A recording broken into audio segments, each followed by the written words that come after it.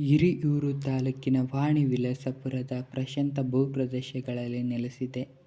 ಇದು ಸಾಂಸ್ಕೃತಿಕ ಮತ್ತು ಆಧ್ಯಾತ್ಮಿಕ ಪ್ರಾಮುಖ್ಯತೆಯ ಗುಪ್ತ ರತ್ನವಾಗಿದೆ. ಇದು ಕಣಿವೆ ಮಾರಮ್ಮನ ಸನ್ನಿಧಿ. ಶತಮಾನಗಳ ಹಿಂದೆ ಸ್ಥಾಪಿತವಾದ ಕಣಿವೆ ಮಾರಮ್ಮ ದೇವಾಲಯವು ಸ್ಥಳೀಯ ಸಮುದಾಯದ ಶ್ರೀಮಂತ ಪರಂಪರೆ ಮತ್ತು ಭಕ್ತಿಗೆ ಸಾಕ್ಷಿಯಾಗಿದೆ. ಅದ್ಭುತವಾದ ಕೆತ್ತನೆಗಳು ಮತ್ತು ರೋಮಾಂಚಕ ಶಿಲ್ಪಕಲೆಗಳಿಂದ ಅಲಂಕರಿಸಲ್ಪಟ್ಟ ಈ ದೇವಾಲಯವು ಪ್ರಾಚೀನ ಕುಶಲಕರ್ಮಿಗಳ ಕುಶಲತೆಯನ್ನು ಪ್ರದರ್ಶಿಸುತ್ತದೆ.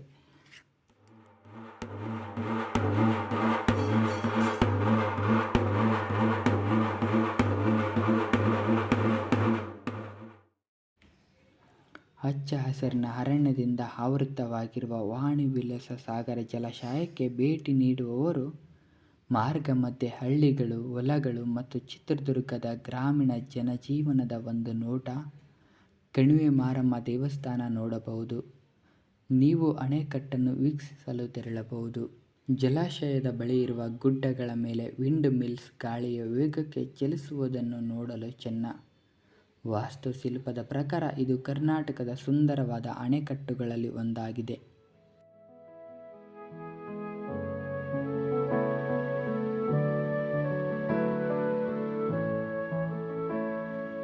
ದೇವಾಲಯವು ಪ್ರಾರ್ಥನೆ ಮತ್ತು ಆಚರಣೆಗಳ ಶಬ್ದದಿಂದ ಪ್ರತಿಧ್ವನಿಸುತ್ತದೆ.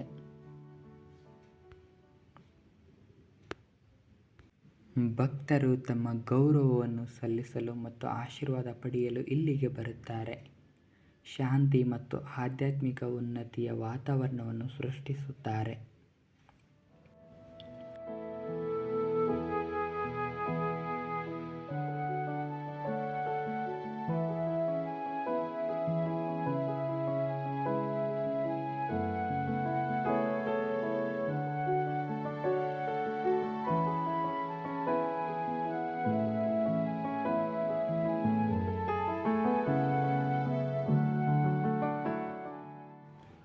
ಅದ್ಭುತವಾದ ಕೆತ್ತನೆಗಳು ಮತ್ತು ರೋಮಾಂಚಕ ಶಿಲ್ಪಕಲೆಗಳಿಂದ ಅಲಂಕರಿಸಲ್ಪಟ್ಟ ಈ ದೇವಾಲಯವು ಪ್ರಾಚೀನ ಕುಶಲಕರ್ಮಿಗಳ ಕುಶಲತೆಯನ್ನು ಪ್ರದರ್ಶಿಸುತ್ತದೆ. ಪ್ರತಿಯೊಂದು ವಿವರವು ಪುರಾಣ, ಭಕ್ತಿ ಮತ್ತು ಸಂಪ್ರದಾಯದ ಕಥೆಯನ್ನು ಹೇಳುತ್ತದೆ. ಮಾರಮ್ಮ ದೇವಿ ಇಲ್ಲಿನ ಜನಸಮುದಾಯವನ್ನು ಅನಾರೋಗ್ಯ ಮತ್ತು ದುರದೃಷ್ಟದಿಂದ ರಕ್ಷಿಸುತ್ತಾಳೆ ಎಂದು ನಂಬಲಾಗಿದೆ ಮತ್ತು ಈಕೆಯ ಆರಾಧನೆಯು ಈ ಪ್ರದೇಶದ ಸಾಂಸ್ಕೃತಿಕ ರಚನೆಯಲ್ಲಿ ಆಳವಾಗಿ ಬೇರೂರಿದೆ.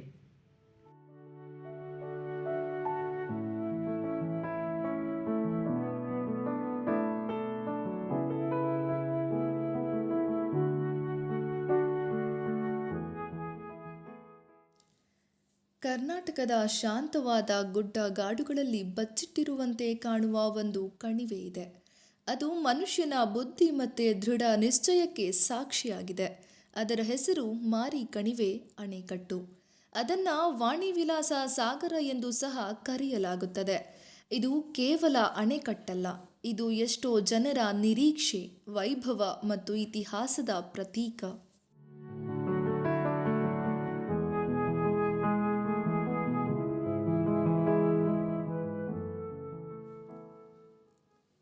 ಮಾರಿ ಕಣಿವೆ ಅಣೆಕಟ್ಟಿನ ಕತೆ 19ನೇ ಶತಮಾನದ ಅಂತ್ಯಕ್ಕೆ ಪ್ರಾರಂಭವಾಗುತ್ತದೆ. ಮೈಸೂರು ಮಹಾರಾಜ 4ನೇ ಕೃಷ್ಣರಾಜ ಒಡೆಯರವರ ಆಳ್ವಿಕೆಯಲ್ಲಿ ಈ ಮಹತ್ವಾಕಾಂಕ್ಷಿ ಯೋಜನೆ ರೂಪಿಸಲ್ಪಟ್ಟಿತು. ಇದು ಅವಧಿಯ ಸಂದರ್ಭಕ್ಕೆ ಸೂಕ್ತವಾಗಿಯೇ 1897ರಲ್ಲಿ ಮೊದಲ ಕಲ್ಲು ಅಣೆಕಟ್ಟಿನ ನಿರ್ಮಾಣಕ್ಕಾಗಿ ಇರಿಸಲಾಯಿತು ಮತ್ತು ಭಾರತದ ಅತ್ಯುತ್ತಮ ಎಂಜಿನಿಯರ್ಗಳಲ್ಲಿ ಒಬ್ಬರಾದ ಸರ್ ಎಂ ವಿಶ್ವೇಶ್ವರಯ್ಯ ಅವರ ಮಾರ್ಗದರ್ಶನದಲ್ಲಿ ಈ ಅಣೆಕಟ್ಟು 1907ರಲ್ಲಿ ಪೂರ್ಣಗೊಂಡಿತು.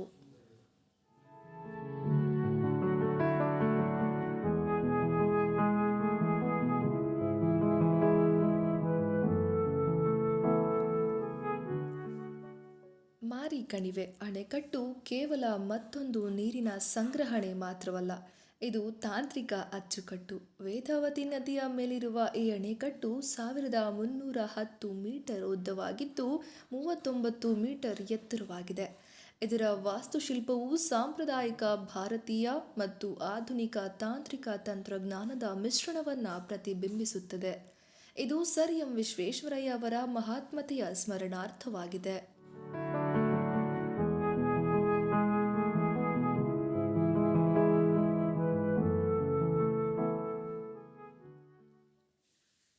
ಮಾರಿಕಣಿವೆ ಅಣೆಕಟ್ಟಿನ ನಿರ್ಮಾಣವು ಪ್ರದೇಶದ ಭೂದೃಶ್ಯವನ್ನು ಮತ್ತು ಸಾವಿರಾರು ಜನರ ಬದುಕನ್ನು ಪರಿವರ್ತಿಸಿದೆ. ಇದು ಬರೀ ಭೂಮಿಯನ್ನು ಪಾವನವಾಗಿ ಮಾಡಿ ಉಷ್ಣ ಪ್ರದೇಶಗಳನ್ನು ಸಮೃದ್ಧ ಕೃಷಿ ಭೂಮಿಗಳಾಗಿ ಪರಿವರ್ತಿಸಿತು. ಚಿತ್ರದುರ್ಗ ಜಿಲ್ಲೆಗೆ ಸುಮಾರು 1,00,000 ಎಕರೆ ಜಮೀನಿಗೆ ನೀರು ಒದಗಿಸುವ ಮೂಲಕ ಈ ಅಣೆಕಟ್ಟು ರೈತರ ಜೀವನದ ಪ್ರಮುಖ ಭಾಗವಾಗಿದೆ.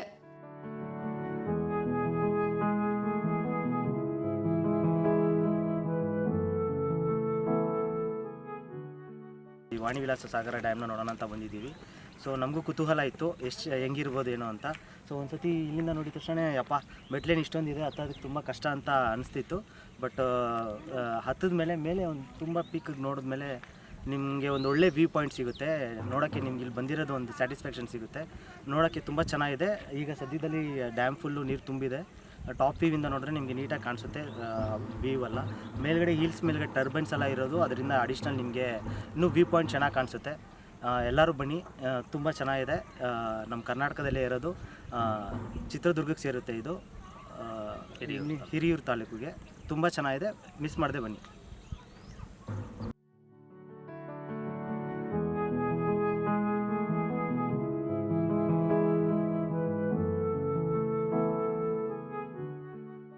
ಇದರ ಆರ್ಥಿಕ ಲಾಭದ ಹೊರತಾಗಿ ಮಾರಿಕಣಿವೆ ಅಣೆಕಟ್ಟು ಪ್ರದೇಶದ ಪರಿಸರವನ್ನು ಬೆಂಬಲಿಸುವ ಮಹತ್ವಪೂರ್ಣ ಪಾತ್ರವಹಿಸಿದೆ.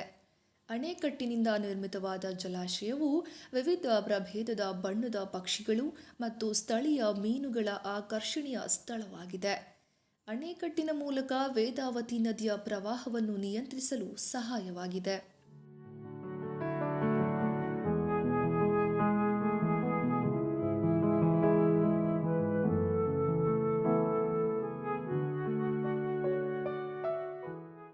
ನಮ್ಮ ಊರಿನ ಒಂದು ಹೆಮ್ಮೆಯ ವಿಷಯ ಅಂದರೆ ಒಂದು ಇತಿಹಾಸ ಇರುವಂಥ ಕ್ಷೇತ್ರ ಇದು ವಾಣಿವಿಲಾಸ ಸಾಗರ ಜಲಾಶಯ ಅಂತೇಳಿ. ಕೃಷ್ಣರಾಜ ಒಡೆಯರು ಅವತ್ತು ಈ ಏಷ್ಯಾ ಖಂಡದಲ್ಲೇ ಮೊದಲನೇ ಬಾರಿಗೆ ವಾಣಿವಿಲಾಸ ಸಾಗರ ಜಲಾಶಯನ ನಿರ್ಮಾಣ ಮಾಡಿ ಈ ಭಾಗದ ರೈತರಿಗೆ ಹಾಗೂ ಕುಡಿಯೋ ನೀರನ್ನು ಒದಗಿಸುವಂಥ ಕೆಲಸ ಅವತ್ತು ಒಂದು ಅದ್ಭುತವಾದಂಥ ಕೆಲಸ ಮಾಡಿದ್ದಾರೆ. ಹಾಗೂ ಇಲ್ಲಿ DRDO ಅನ್ನೋಂಥ ಬಾಹ್ಯಾಕಾಶ ಸಂಶೋಧನಾ ಕೇಂದ್ರ ಹಾಗೂ ವಿಜ್ಞಾನ ಕೇಂದ್ರ ಚಳ್ಳಕೆರೆ ಹತ್ರ DRDO ಅನ್ನೋಂಥ ಸಂಸ್ಥೆಗೆ ಇದರಿಂದ ನೀರು ಹೋಗ್ತಾ ಇದೆ. ಹಾಗೂ ಈ ಡ್ಯಾಮಿಗೆ ತುಂಬ ಇತಿಹಾಸ ಇರೋಂಥ ಡ್ಯಾಮ್ ಇದು. ಹಾಗೂ ಇದಕ್ಕೆ ಮಲೆನಾಡು ಲಿಂಕ್ ಇರಲಿಲ್ಲ. ಸುಮಾರು ಡ್ಯಾಮ್ ಕಟ್ಟಿದ್ದರಿಂದ 2ನೇ ಬಾರಿ ಕೋಡಿ ಬಿದ್ದಿರೋಂಥದ್ದು ಇದೆ. ಹಾಗೂ ಭದ್ರಾ ಮೇಲ್ದಂಡೆ ಯೋಜನೆಯಿಂದ ಈ ಡ್ಯಾಮಿಗೆ ಡೈಲಿ ದಿನ 650 ಕ್ಯೂಸೆಕ್ ಡ್ಯಾಮಿಗೆ ನೀರು ಬರ್ತಾಯಿದೆ.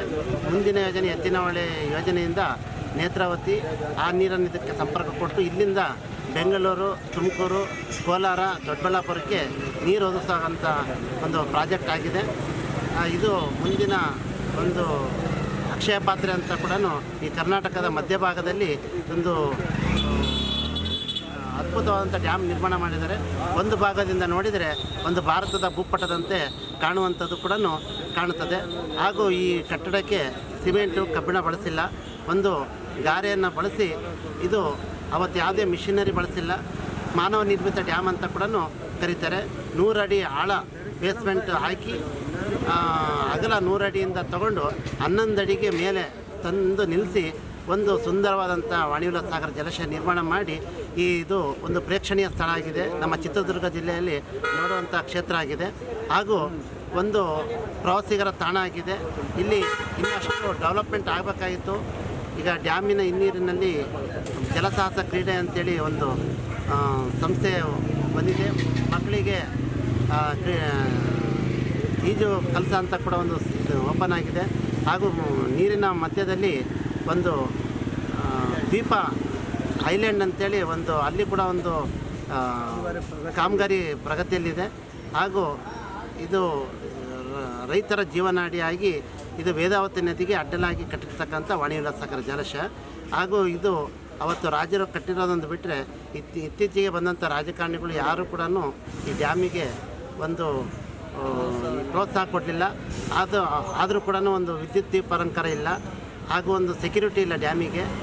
ಆದ್ರೂ ಜೀರೋ ಮೇಂಟೆನೆನ್ಸ್ ಮಾಡಿದ್ದಾರೆ. ಇವತ್ತು ಯಾವುದೇ ರೀತಿ ಡ್ಯಾಮಿಗೆ ಮೇಂಟೆನೆನ್ಸ್ ಮಾಡೋಂಥದ್ದು ಏನಿಲ್ಲ. ಆ ಥರ ಒಂದು ಉತ್ತಮವಾದಂಥ ಕಟ್ಟಡ ಕಟ್ಟಿ ಆವತ್ತಿನ ದಿವಸದಲ್ಲಿ 40 ಲಕ್ಷ ಖರ್ಚನ್ನು ಮಾಡಿ ಆ 9 ವರ್ಷಗಳ ಕಾಲ ಡ್ಯಾಮನ್ನು ನಿರ್ಮಾಣ ಮಾಡಿದೆ. ಒಂದು ಭಾಗದಲ್ಲಿ ರೈತರಿಗೆ ರಾಜರು ಮಾಡಿರ್ತಕ್ಕಂಥ ಸೇವೆ ನಾವೆಲ್ಲ ಅವರ ಋಣಿಯಾಗಿದ್ದೇವೆ ಮೈಸೂರು ಒಡೆತನದ ಒಂದು ಇದಕ್ಕೆ ಅಂತೇಳಿ.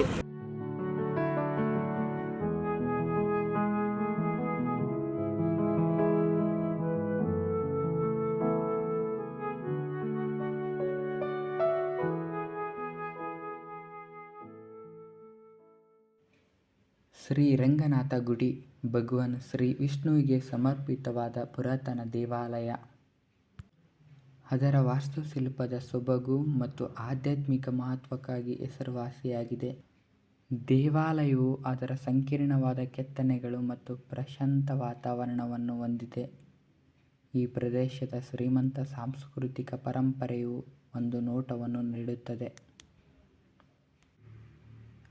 ದೇವಾಲಯವು ಪ್ರಾರ್ಥನೆ ಮತ್ತು ಆಚರಣೆಗಳ ಶಬ್ದದಿಂದ ಪ್ರತಿಧ್ವನಿಸುತ್ತದೆ.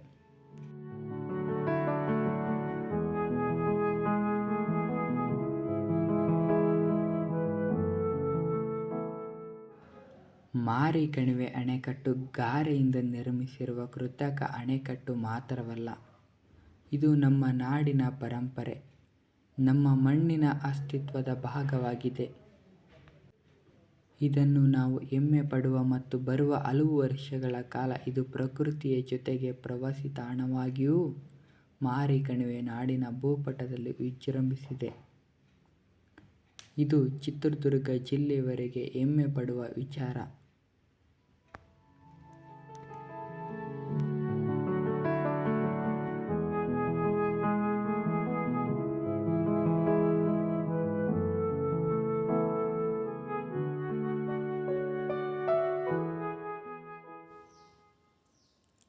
ಸೂರ್ಯನು ಜಲಾಶಯದ ಅಣೆಕಟ್ಟಿನ ಮೇಲೆ ಇಳಿಯುವಾಗ 1 ಶತಮಾನದಿಂದ ಇತಿಹಾಸದ ಮೇಲೆ ಚಿನ್ನದ ಬಣ್ಣವನ್ನು ಬೀಳಿಸುತ್ತಿದ್ದಾನೆ. ಅಣೆಕಟ್ಟು ಈ ಭೂಮಿಯನ್ನು ರಕ್ಷಿಸುವ ಮೌನದ ವೀರನಂತೆ ನಿಂತಿದೆ. ದೃಢ ನಿಶ್ಚಯದ ಮತ್ತು ಶ್ರೇಷ್ಠ ಆಳ್ವಿಕೆಗೆ ಸಾಕ್ಷಿಯಾಗಿದೆ. ಇಂದಿಗೂ ಇದು ನಮ್ಮ ಜನತೆಗೆ ಜೀವನ, ಅಸ್ತಿತ್ವ ಮತ್ತು ಪ್ರೇರಣೆಯನ್ನು ಒದಗಿಸುತ್ತದೆ.